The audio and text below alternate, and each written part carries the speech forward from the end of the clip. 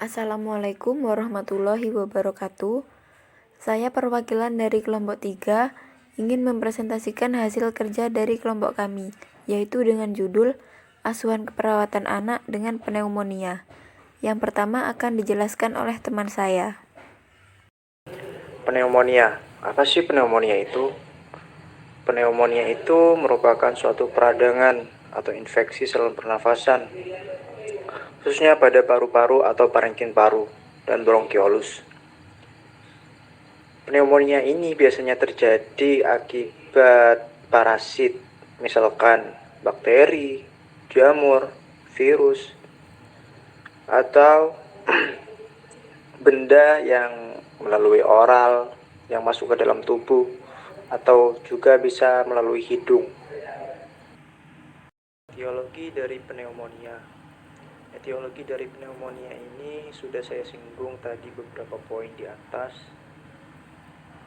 Yang pertama yaitu bakteri, namanya Streptococcus pneumoniae dan Staphylococcus aureus. Kalau dari virus, influenza, prainfluenza, adenovirus. Kalau dari jamur, candidiasis, histoplasmosis, aspergillosis, coccidioidomycosis, Cryptococcosis, pneumotis carini. Aspiri yang keempat, aspirasi. Aspirasi merupakan suatu benda yang masuk ke dalam tubuh kita melalui mulut, misalkan makanan dan cairan. Kalau inhalasi biasanya melalui hidung, misalkan racun atau bahan kimia yang berbahaya, rokok, debu, dan gas. Tanda dan gejala dari pneumonia. Tanda dan gejala dari pneumonia itu yaitu batuk non produktif atau batuk yang tidak menghasilkan dahak atau lendir. Biasanya karena terpapar oleh asap atau debu, yang yaitu selanjutnya ingus.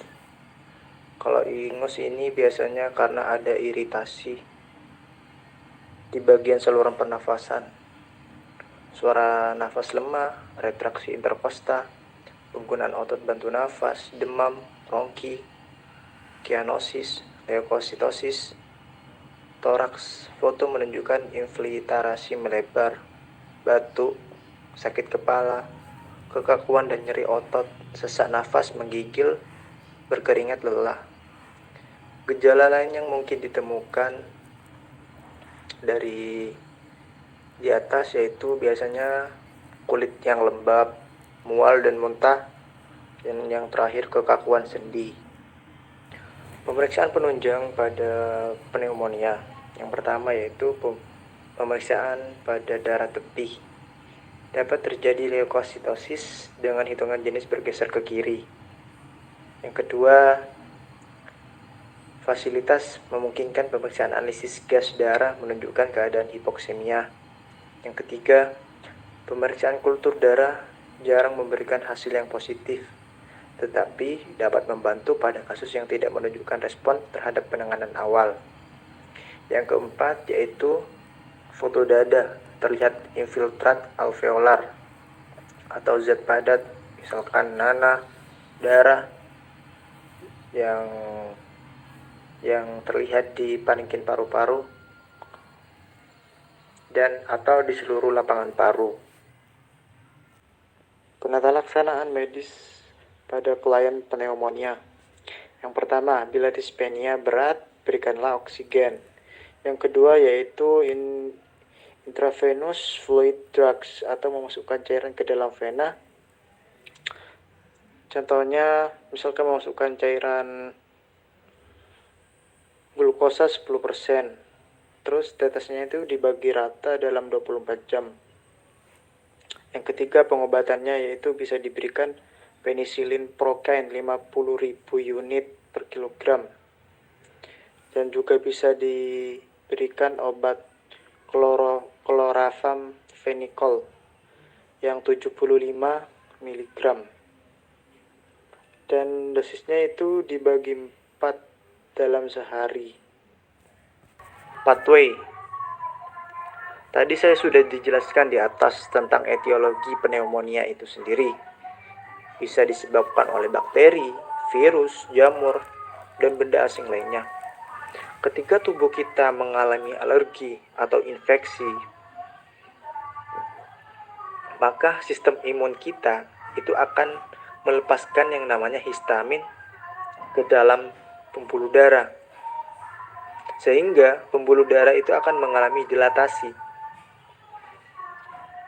Setelah itu, darah yang rusak akibat infeksi tadi itu juga masuk ke dalam pembuluh darah kita. Ketika darah yang rusak tadi menumpuk di daerah kapiler atau alveoli, di sana pasti akan terganggu yang namanya difusi, pertukaran oksigen dan karbon dioksidanya itu terganggu, sehingga kita dapat mendiagnosis keperawatannya, yaitu gangguan pertukaran gas. Lah, ketika bakteri, virus atau jamur benda asing lainnya itu menginfeksi bronkus, maka di sana kan ada terjadi infeksi atau peradangan, sehingga sel yang rusak akibat peradangan tadi, bronkus itu akan mengakumulasi sekret, akan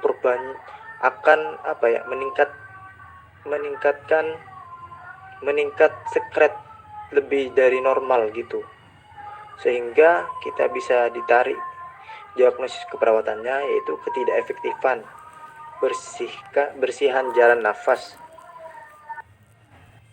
Kebutuhan keperawatan pada klien pneumonia. Pengkajian yang pertama yaitu data demografi, riwayat masuk, riwayat penyakit dahulu. Pengkajian yang harus digaji yaitu sistem integumen, sistem pulmonal, kardiovaskuler, muskuloskeletal, genitourinaria, dan sistem digestif. Diagnosa keperawatan dari pneumonia itu kerusakan pertukaran gas berhubungan dengan gangguan pengiriman oksigen, infeksi, jelas ya, resiko tinggi terhadap penyebaran berhubungan dengan ketidakadekuatan pertahanan utama. Yang terakhir yaitu ketidakefektifan bersihan jalan nafas berhubungan dengan pembentukan edema. Cukup sekian presentasi dari kami. Kurang lebihnya mohon maaf. Wassalamualaikum warahmatullahi wabarakatuh.